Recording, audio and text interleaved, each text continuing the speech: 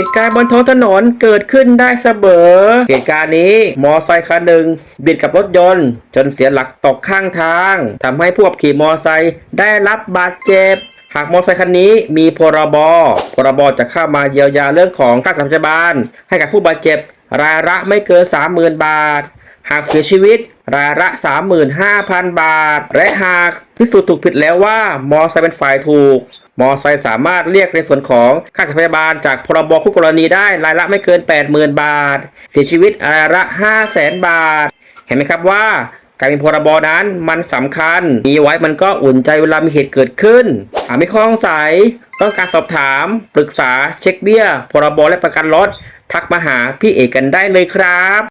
รับทำพรบและประกันภัยรถยนต์ทุกประเภทมีให้เลือกมากกว่า30บริษัทมีราคาสมาชิกพร้อมผ่อนสมมุติเซ็นนานถึง12 เดือนสนใจสอบถามเช็คเบี้ยทักมาได้เลยครับ